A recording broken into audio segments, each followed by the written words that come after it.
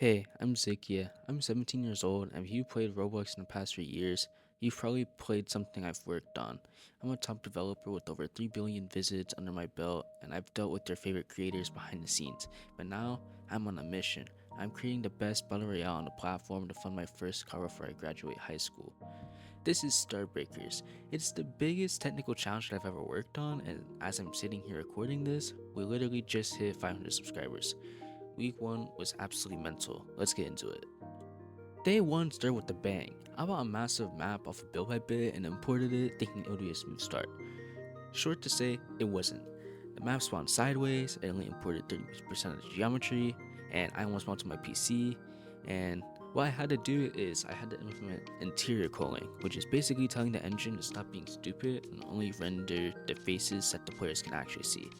It went from a game killing 4.6 million parts down to 177,000. It was still laggy, but it was playable. I celebrated by hosting a testing session, but I forgot to clear the starting pack, which ended up being pure chaos with testers running around with unfinished tools, blowing things up. But seeing them get that trigger happy over a broken build, and that's when I knew that the game truly had something. Day 2 was all about the loot. I imported 79 pickaxes, but I didn't want this to just be a store-bought game, so I handcrafted 2 of my own to bring the total to 81. It took 3 hours just to get the tools working right, but now I have a library that I can pull from whenever I want. I followed that up by importing the entire lobby, which I'll be honest, the in-game version looks way better than the original Minecraft version. It has that high quality blocky atmosphere that I'm honestly just hunting for. Day 3 was the keybind update. I wanted Fortnite level customization, which is dual binds for everything, WASD, jump, but Roblox packages started finding me on the dot enabled state. Now I have a confession. In my day 4 video, I said I was taking a proper break, but in reality, I lied. I wasn't on a break. I was stuck on an annoying bug with that enabled state for over 48 hours. I didn't want to bring that negative energy to the devlog, so I decided I was resting, but in reality, I was locked in. I will do whatever it takes to reach this goal, and if I'm not sleeping, it's because I'm fixing the engine. Now on day 5, I decided to redo the entire back end of the game. And I don't know why, but that video absolutely popped off, getting over 1,500 views across YouTube, TikTok, and Instagram, with Instagram alone getting over 1,000 views, which I'm super happy about. Along with that, the code is now much cleaner and modularized, which should hopefully make things way more streamlined for future scripters for the game, since it's generally just cleaner code for everyone to work through. This isn't even all the full changes, because if I went through all of the changes, this video would end up being way too long, and I also want to answer your questions along with extra news about Starbreakers.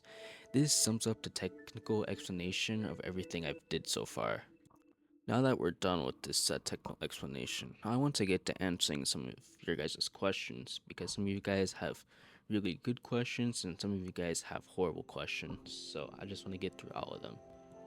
Question 1. Which editing software do I use, as well as how much would I go to complete this challenge? Currently, I'm using CapCut. I do have DaVinci and I do have Premiere Pro, but CapCut is fastest. Apparently, I'm honestly not really sure. This series hasn't really mattered to me as much anymore because it's honestly extremely stressful, but the game development will still very much still continue even if I stop the series, since this goal will still exist, but I just wouldn't be doing videos until the game is in a more completed state where I would just be doing like full-on teasers and leaks and stuff. Question 2.